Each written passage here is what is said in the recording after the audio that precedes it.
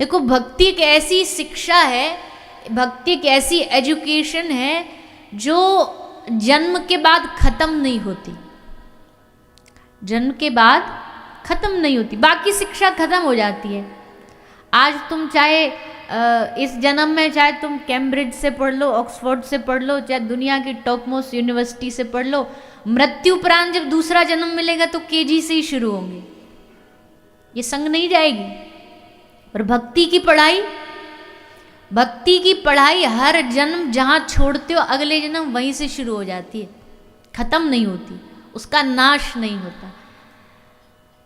पशु योनि में भी चले जाएंगे तब भी वो वहाँ भी भजन करेगा। कई बार ऐसे उदाहरण हमने भक्तों के चरित्र में पढ़े, बोले कथा हो रही है, कथा में भी हमने कभी कभी देखा है कि कथा हो रही है, कोई एक जीव होता है, जैसे कोई कुत्ता हो गया, कोई पक्षी हो गया, बोले वो पूरी कथा में 7 दिन बैठ के कथा सुनता है।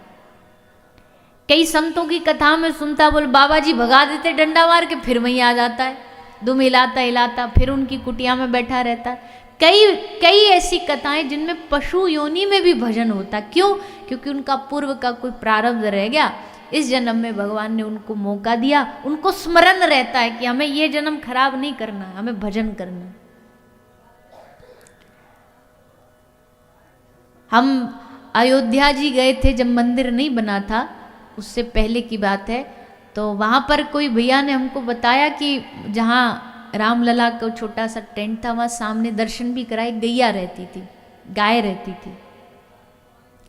अब गाय तो वैसे भी बहुत भक्ति के वातावरण से ही जुड़ी रहती है, मन क्रम वचन से, पर विशेषता उन गौ माता की उन्होंने क्या बताई, ये गौ माता ऐसी है, पता नहीं इनको कौन रिमाइंडर डाल देता है, एकादशी आती है उस दिन ये चारा नहीं खाती। एकादशी के दिन आप इनको कितना भी खिलाने की कोशिश करो, चारा नहीं खाएंगी, द्वादशी को खा लेंगी, एकादशी को चारा नहीं खाती। तो ऐसे बहुत बार होता है कि पशु जीव प्राणी कोई पिछला अपराध बन गया, पशु बन गए, पर इस जन्म में फिर भगवान उनकी भक्ति पूरी करते। उनमें एक गाय का उदाहरण हमने इसलिए दिया क्योंकि गाय तो वैसे भी ठाकुर जी से जुड़ी है, ठाकुर जी की वंशी सुनती है तो आनंद में खूब झूमने लगती है, नाचने लगती है। संगीत का भी बड़ा गौ माता में बड़ा ज्ञान है, और ये हमने अपने गौ माताओं से अनुभव किया। जो हमारी गाय रहती है ना अस्पताल में, वो तो सब बेचारी एकदम लास्ट स्टेज वाली आती हैं ज़्यादातर, तो मतलब एकदम बीमार परेशान दुर्घटनाग्रस्त। तो वहाँ हमने अस्पताल के वार्ड में सब जगह स्पीकर्स लगा रखे हैं, और सब स्पीकर में 24 घंटे संकीर्तन चलता है। भजन कथा वाले जो हम गा रहे हैं ये सब रिकॉर्ड हो जाते हैं, तो वो वहाँ चलते रहते कंटिन्यू, महामंत्र चलता रहता है 24 घंटे, ताकि जो सेवा कर रहे हैं आगुंतक हैं उनके कान में भी जाए और गौ माता भी सुने। अब कोई कारण से थोड़ी देर अगर वो आवाज़ बंद हो जाए, स्पीकर बंद कर दो आप, कई बार जैसे हम ही जाते हैं कोई वीडियो बनानी है तो बंद करा देते हैं कि भाई आवाज़ आ रही है बंद कर दो। तो जैसे वो बंद करते हैं ना तो सारे गौ माताओं में आपस में खलबली मच जाती है।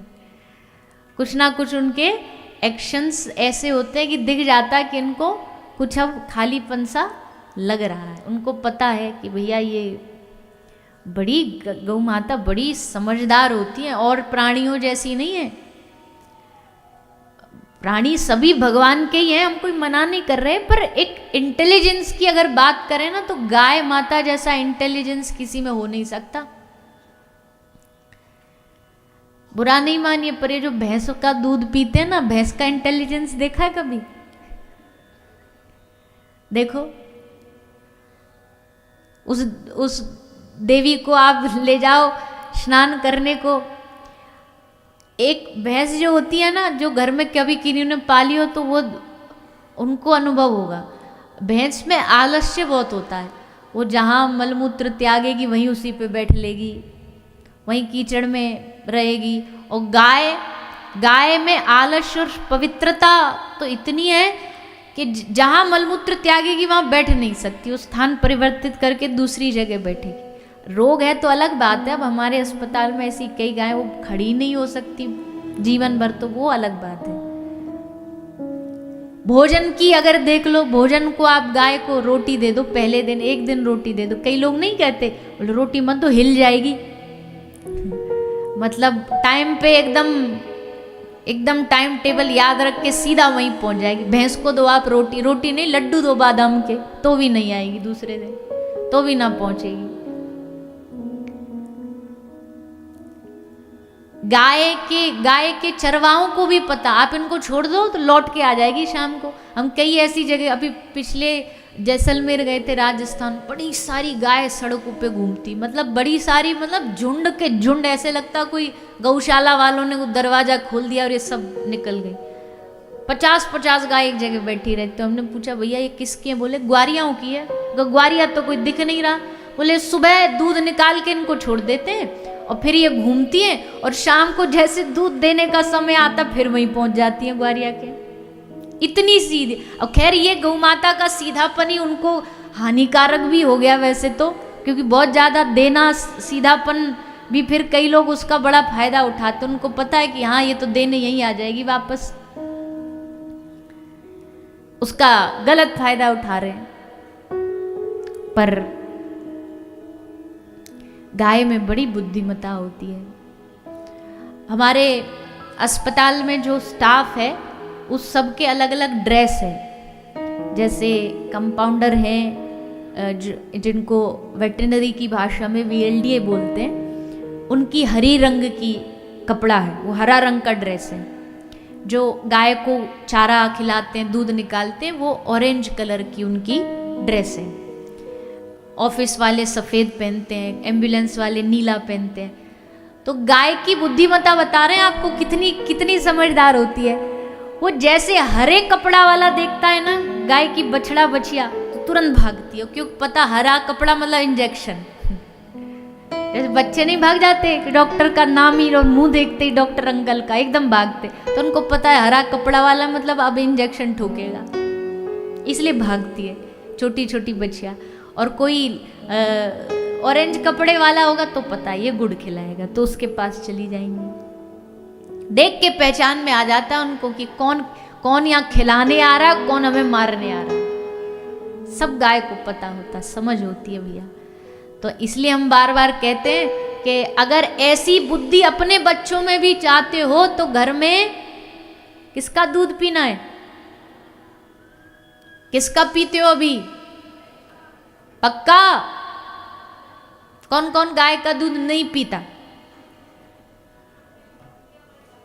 हाँ, थैली वाले तो भैया वो है ना, इधर का रहा ना उधर का रहा। इनको तो बेचारों को पता ही नहीं कि इसमें भैंस का है, गाय का है कि ऊंट का है कि देखो आगरा जो है ना, आगरा बड़ा शहर है, अच्छा शहर है, पर ऐसा शहर है कि यहाँ सब कुछ आपको आसानी से मिल जाएगा। गाय का दूध भी मिल जाएगा। अब हम जहाँ रह रहे हैं ना, वो पूरी सोसाइटी है, मतलब बड़ी अच्छा, कई मंजिलों, हम भी 14वीं मंजिल पे टिके हुए हैं, ऊपर से पूरा आगरा दर्शन हो जाए ऐसा।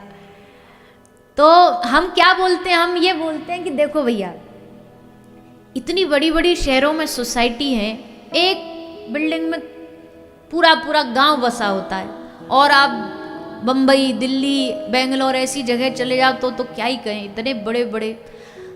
अब अगर एक सोसाइटी के लोग भी मिल करके अगर ये मांग उठा लेना, मान लो एक फ्लोर पे गया वो दूध देने वाला, उसने पूछा भैया गाय का दूध है? वो कहेगा ना जी हम गाय नहीं रखते, हम तो भैंस रखते हैं। 2 फ्लोर छोड़ करके अगले फ्लैट में फिर वो पूछे भैया हम तो गाय का दूध लेंगे। वो चौथे जगह जाए, वो भी कहे भैया हम तो गाय का दूध लें। अब जो वो दूध देने वाला आता है ना, वो अगर उसके घर में गाय नहीं भी होगी, पर वो डिमांड देख करके गाय लेकर के आएगा अपने घर, उसको तो बेचना है। और डिमांड कौन उठाएगा, कौन करेगा? आप लोग करोगे। जब तक गाय के दूध की आप डिमांड नहीं करोगे, मांग नहीं करोगे, तब तक वो घर में गाय नहीं रखेगा। वो गाय को घर से निकाल ले, क्यों भैया ये तो लेते नहीं गाय का दूध, ये तो पूछते भी नहीं किसका दूध किसका घी। बदलाव आ रहा है। महाराष्ट्र में एक सोसाइटी बनाई है, किसी अच्छे बिल्डिंग बनाने वालों ने, उन्होंने सोसाइटी का रूल रखा है। गैरेज देते हैं सोसाइटी, अच्छे जो बंगलो होते हैं, एक गाड़ी खड़ी करने की जगह देते हैं, पर उन्होंने सोसाइटी का नियम ही ये बनाया है, इस सोसाइटी में घर ही जब मिलेगा जब घर के पीछे उन्होंने गाय की जगह बनाई है कि यहाँ पे गाय एक एक घर में सबको लेनी पड़ेगी तभी घर मिलेगा आपको, वहाँ गाय रखते हैं। अब तो अगर सामर्थ्य आपकी, देखो घर में हम ड्राइवर रखते हैं, घर में हम भोजन बनाने वाला, सफाई वाला, सब मदद रखते, हेल्प रखते, तो एक गाय भी रखो, सामर्थ्य है, उस गाय की सेवा के लिए एक व्यक्ति नियुक्त कर दो, भैया तू सेवा कर, हम शुद्ध घर में दूध का उपयोग करें। अब ये सब आप ही के लिए, आप ही के लाभ, आपके बच्चों के लिए, क्योंकि आजकल के बच्चों को देखो एक्सप्लोर करने का दिमाग को बहुत कम समय मिलता है। एक्सप्लोर हो रहा है वह एक ही जगह हो रहा है, इतने से डब्बे में वही हो रहा है, खान पान नहीं है, शरीर का कोई मेहनत नहीं है। आजकल के बच्चे कहाँ, बताओ कौन सा वो गिल्ली डंडा और कौन सा वो खेल खेल रहे हैं बाहर जाके। गिल्ली डंडा भी खेलेंगे तो मोबाइल एप्लीकेशन में खेलेंगे, क्रिकेट भी खेलेंगे तो उसी में खेलेंगे, शरीर का कुछ मेहनत रही नहीं। ऐसे में बच्चों के शरीर का ध्यान रखना ये तभी होगा जब खान पान अच्छा होगा। खान पान में गाय, पंचगव्य, गाय से जुड़ी चीज़ों का उपयोग करो, ऐसा हमारा आप सबसे प्रार्थना है, निवेदन है। मानो न मानो, खुशी आपकी, जितना मानो हमारे लिए तो उतना बेहतर है। एक भी मान लेगा हमारे लिए तो उसमें भी हमें लगेगा हमारा इतने घंटे भर का प्रवचन सफल हो गया। तो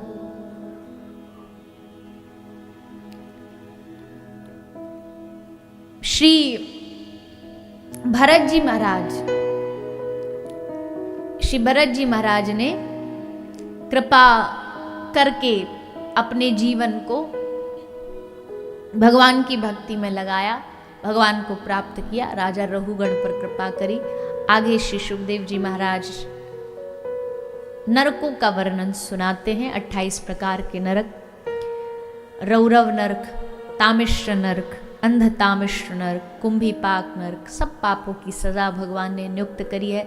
अब ऐसे में खान पान की बात चल रही, एक और निवेदन कर दें, आजकल एक खान पान में बड़ी गंदगी बढ़ रही है, लोग पशुओं को मार मार के नॉनवेज खा के अपने आप को बड़ा हाई स्टैंडर्ड समझने लगे हैं, उनको लगने लगा ये क्लास डिफाइन करता है, पर ये क्लास डिफाइन नहीं करता, ये आपकी निम्न सोच को डिफाइन करता है कि आप कैसे किसी पशु को मार के अपना पेट भर लोगे। इसलिए ये भी एक निवेदन हम हर कथा में करते हैं कि बच्चों को ये गलत खाने से बचाइए, नॉन वेजिटेरियन खाने से बचाइए, बच्चों को शुद्ध सात्विक भोजन कराइए।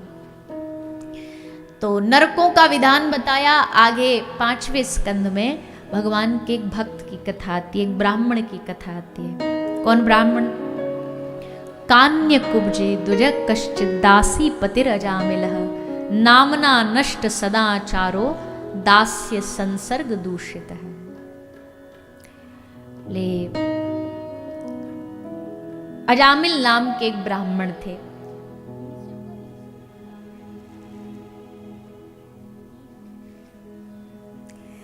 अजामिल नाम का एक ब्राह्मण था। इसके जीवन में कुछ दूषण आया और ये अपने ब्राह्मण चरित्र से च्युत हो गए।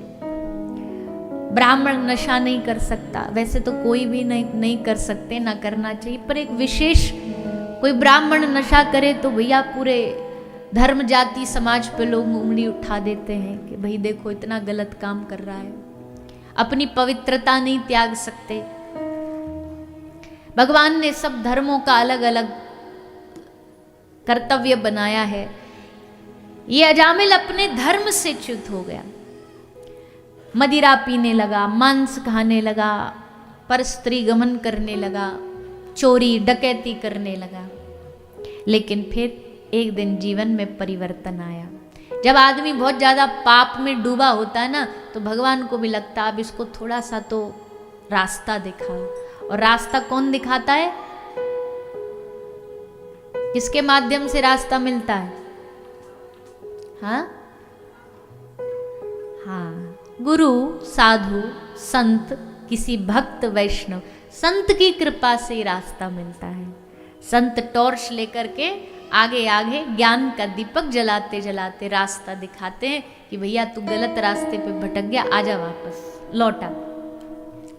तब उस रास्ते पर भक्त चलता है। तो इसके जीवन में भी कुछ संत आए, संतों ने आकर के इस पर कृपा करी। और कृपा क्या करी, बोले बड़ी चीज नहीं बताई, छोटी सी बात कही कि तुम अपने बेटे का नाम, बालक का नाम चिंटू रख लेना। ऐसे ही बोला था ना? नहीं, ऐसे नहीं बोला था। पक्का? क्या बोला था? और आप क्या रखते हो फिर बच्चों का नाम?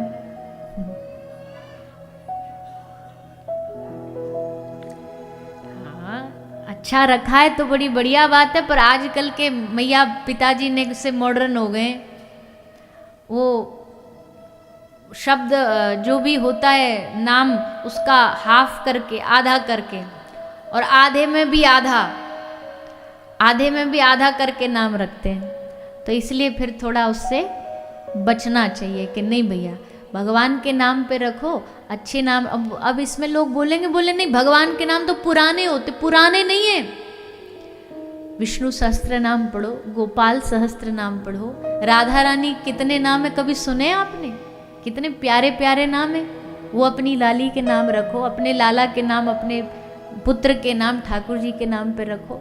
वो बहुत सुंदर सुंदर नाम है भगवान के, उनके नाम पे रखो ताकि आपकी जिह्वा से भगवान का नाम निकले। आड़े टेढ़े नाम मत रखा करो, पहले उनका अर्थ जान लिया करो। अब बीच में चला था चिंटू, पिंटू, पिंकी, मिंकी। अब कोई इस नाम का बैठा बुरा नहीं मानना, कहीं आओ ही निकल कथा में आगे ही बैठी है, कोई बात नहीं।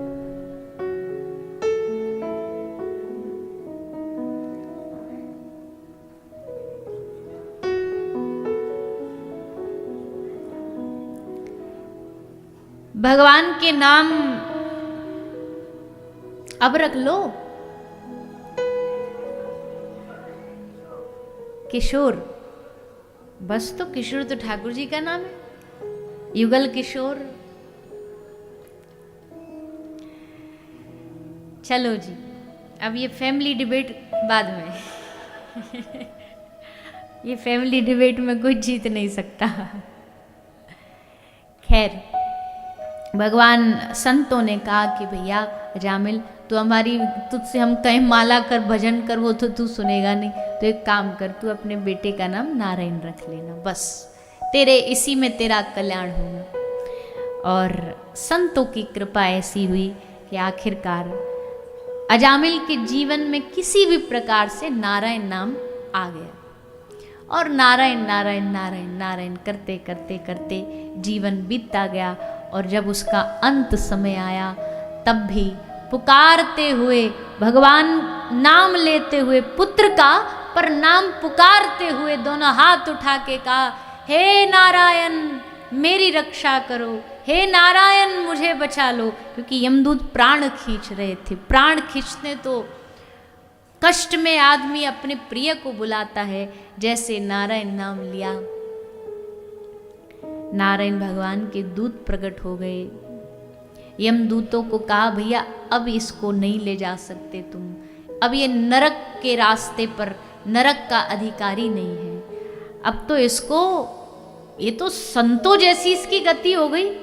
अंतिम समय में भगवान का नाम संतों के मुख से निकलने का पूरा जीवन वो अभ्यास करते हैं संत महापुरुष। अंत समय में भगवान का नाम निकले, नहीं निकलता।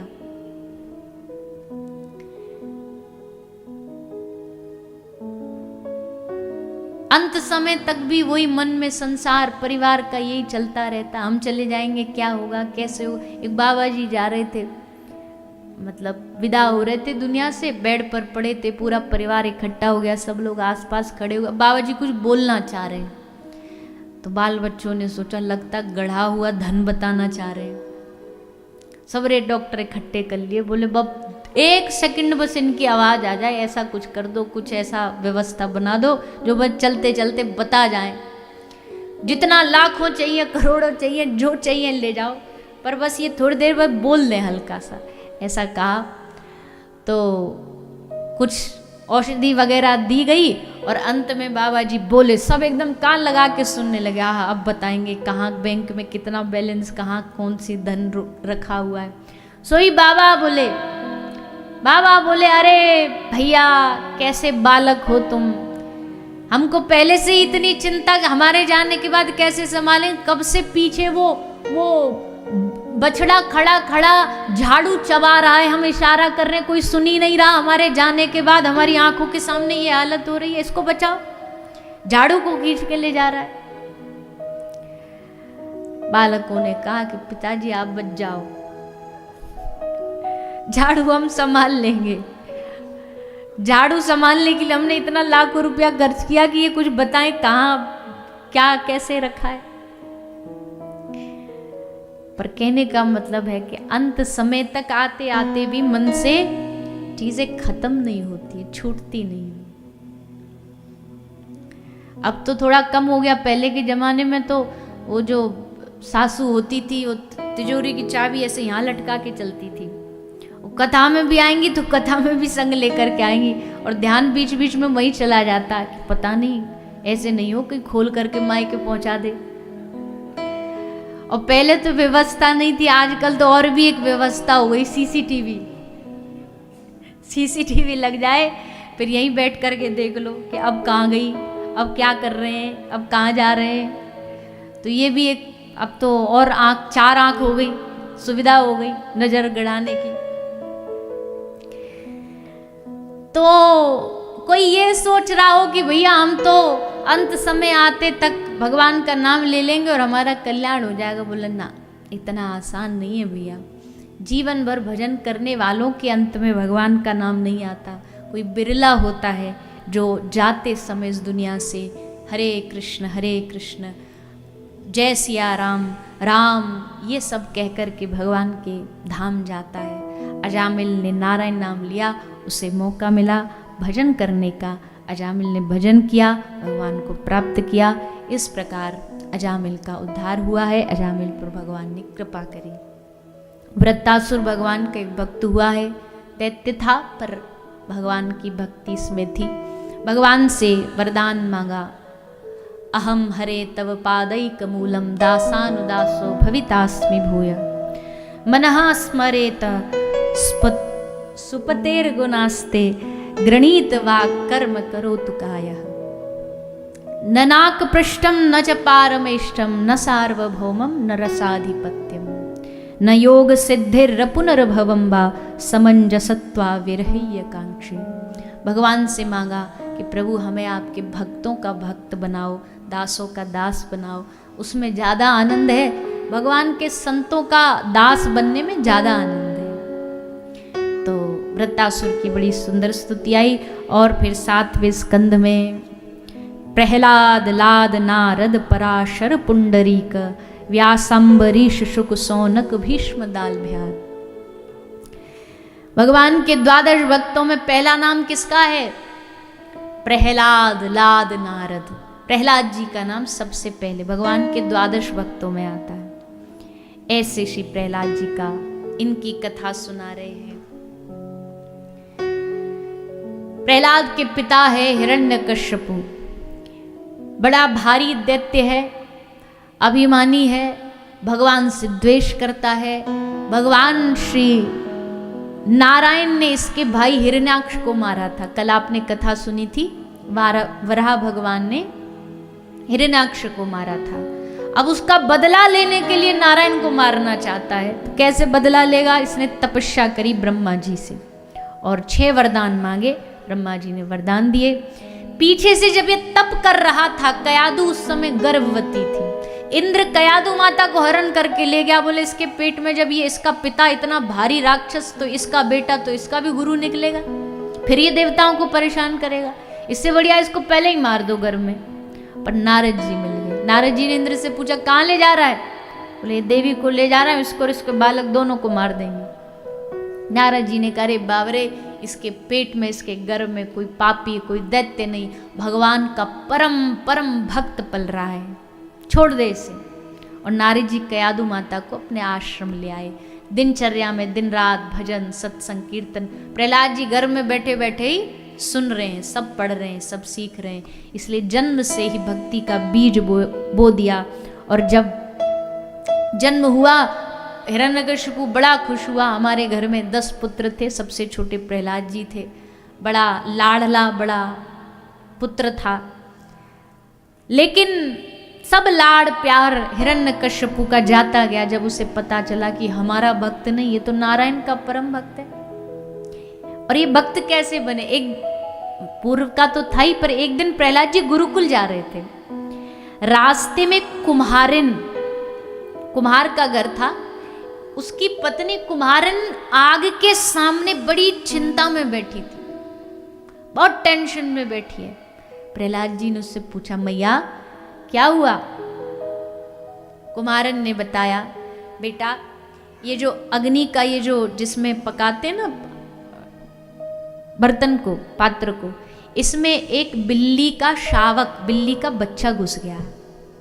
अब मुझे चिंता हो रही है कि वो मर ना जाए, इसलिए मैं यहां बैठी बैठी नाम जप रही हूं। किसका नाम जप रही मैया? बोले नारायण नारायण नारायण, श्री हरि श्री हरि। प्रहलाद जी बोले, नारायण ये आग में से बच्चे को बचा देगा? बोले हाँ, भगवान का नाम इस मरते हुए बच्चे को बचा देगा। बोले कौन भगवान? भगवान तो मेरे पिता हैं, वो कहते हैं कि मैं सबका भगवान हूं। मैया ने कहा कि आपके पिता तो बने बनाए भगवान है, डुप्लीकेट भगवान है, अपनी मर्जी के बने भगवान है। असली परम पिता तो साक्षात नारायण है। बेटा आ, तू भी बैठ, यहाँ बैठ करके तू भी नारायण को प्रार्थना कर। और प्रहलाद जी भी बैठ के नारायण नारायण श्री हरि, इसकी रक्षा करो। और जैसे कहा, बिल्ली का वो बच्चा कूदता कूदता हंसता हंसता उस अग्नि से बाहर आ गया। बस वो दिन था कि प्रहलाद जी के मन में बैठ गया, जब नारायण बचाने पर आए तो कोई दुनिया में मार नहीं सकता, कोई नहीं मार सकता। इसलिए जब जब हिरण्यकशिपु ने मारने की कोशिश करी, प्रहलाद जी के मन में यही आता, मेरे नारायण बचाएंगे, वही बचा। वो बात मन में बैठ गई। और फिर हिरण्यकशिपु ने जब प्रहलाद से पूछा, तुझे क्या प्रिय है? तो प्रहलाद जी ने बताया, श्रवणम कीर्तनम विष्णोः स्मरणम पाद सेवनम अर्चनम वंदनम दास्यम सख्यम आत्मनिवेदनम। 9 प्रकार की भक्ति का वर्णन प्रहलाद जी ने किया। नवदा भक्ति भागवत जी में भी है, नवदा भक्ति रामचरितमानस में भी है। वहाँ शबरी माता को उपदेश दिया और यहाँ प्रहलाद जी ने दिया है। प्रहलाद जी ने नवदा भक्ति का वर्णन किया। हिरण्यकशिपु सहन नहीं कर पाया और प्रहलाद जी को मारने के उपक्रम शुरू हो गए। पर प्रहलाद जी जब जब मारा जाता, प्रहलाद जी भगवान को पुकारते, भगवान बार बार इनकी रक्षा करते। अंत में जाकर के प्रहलाद जी को मारने के लिए हिरण्यकशिपु ने खंबा फाड़ा, खंबे पर गदा का प्रहार किया और जैसे गदा मारा, खंबा फटा और खंबे से श्री नरसिंह भगवान का प्रादुर्भाव हो गया। बोलिए नरसिंह भगवान की जय। श्री नरसिंह भगवान पधारे और प्रहलाद को गोदी में लिया। हिरण्यकशिपु को गोद में लेके उसका उद्धार किया। फिर प्रहलाद जी को गोदी में बिठाया और प्रहलाद जी को खूब लाड लड़ाया। भगवान ने प्रहलाद जी पर खूब कृपा करी। प्रहलाद जी ने भक्ति का वरदान मांगा। इस प्रकार भक्त प्रहलाद की सुंदर कथा शुकदेव जी ने श्रवण कराई। पत्थर फाड़ करके या पत्थर चीर के पत्थर बदल गया, ये सतयुग की घटना है। पर ऐसी घटना ठाकुर जी कलयुग में भी करते हैं। कलयुग में भी ऐसी ठाकुर जी घटना करते हैं। वृंदावन आप सब गए होंगे, सभी लगभग यहाँ से तो दूर नहीं है। हमारे ब्रज में कहीं रिपट जाओ तो वृंदावन पहुंच जाओ, इतनी दूर है वृंदावन आपसे। तो वृंदावन में एक बड़े सुंदर ठाकुर हैं, आप सबने दर्शन करे होंगे, गए होंगे। राधा रमन लाल जी किए दर्शन। ये पत्थर शालिग्राम से प्रकट हुए। शालिग्राम भगवान ही गोपाल भट्ट गोस्वामी के भाव को सुनकर के राधा रमन लाल जी बन गए। भक्तमाल जी में जो गोपाल भट्ट गोस्वामी कथा उसमें लिखा है कि अब शालिग्राम भगवान तो गोल गोल होते हैं काले काले से, अब उस पे ये चंदन लगा देते, पीला पीला चंदन। तो कैसे लगते राधा रमन लाल जी? तो लिखा है बोले झुलाते थे गोपाल भट्ट गोस्वामी, और क्या बोलते थे? झूलो झूलो मेरे गंडगी नंदन, जैसे कढ़ी पकोड़ो फोर्यो ऐसे लिपटो चंदन। जैसे कोई कढ़ी में पकोड़ो डाल दे तो ऐसे ही शालिग्राम भगवान लगते। हाथ ना पाँव नैन नहीं नासा, ध्यान ही होत आनंदन। नाक नहीं, हाथ नहीं, पाँव नहीं, ब्रज के और सबरे ठाकुरों के हाथ पाँव थे, इनके नहीं थे। तो गोपाल भट्ट गोस्वामी बोले प्रभु आपका स्वरूप चाहिए हमें, ताकि हम आपका दर्शन, अभी भी आनंद पर और आनंद आएगा। और जैसे ही गोपाल भट्ट गोस्वामी जी यमुना स्नान करके गए, वापस आए तो देखा सिंहासन पर शालिग्राम की जगह राधा रमन लाल जी बैठे हैं। राधा रमन लाल विराजमान है। ब्रज के सबसे पक्के ब्रजवासी ठाकुर हैं राधा रमन लाल, पक्के ब्रजवासी, पक्के लाडल, छोटे बाल स्वरूप में उनको बालक माना जाता है। वो ब्रज के बालक हैं, लाला हैं छोटे से। ठंड ना लग जाए तो सुंदर सुंदर वस्त्र बनते हैं। बहुत बहुत अद्भुत सेवा होती है राधा रमन लाल जी की। तो वो कलयुग में भी पाषाण पत्थर से परिवर्तित होकर के राधा रमन लाल बने। तो ऐसे भगवान भक्तों के भाव अनुसार आकार ग्रहण करते हैं। आगे 8वें स्कंद में भगवान के एक भक्त का चरित्र आता है, जो है श्री गजेंद्र। गजेंद्र और ग्राह की कथा सुखदेव जी सुनाते। गजेंद्र को ग्राह ने पानी में, जल में पकड़ लिया, और जब जल में बार बार ग्राह गजेंद्र को अपनी ओर खींचता है, तब गजेंद्र ने भगवान को पुकारा, निवेदन किया, हे प्रभु अब मेरी आशा बस आप ही से है, क्योंकि सब साथ छोड़ गए थे। सब अपने परिवार वाले जो भी हैं, जो आसपास खड़े थे, सब वहां से स्थान देख करके, समय देख करके सब निकल लिए।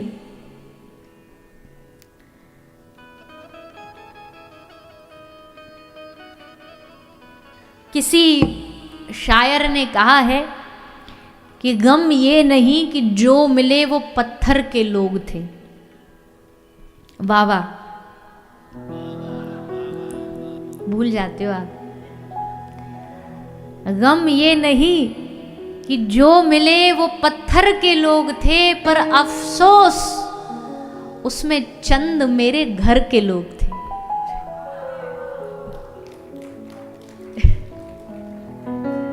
पर अफसोस उसमें चंद मेरे घर के लोग थे।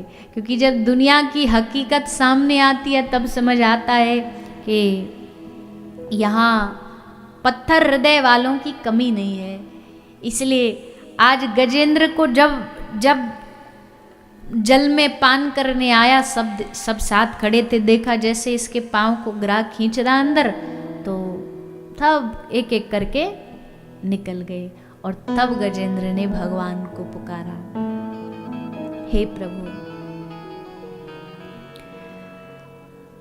बाट निहारे घन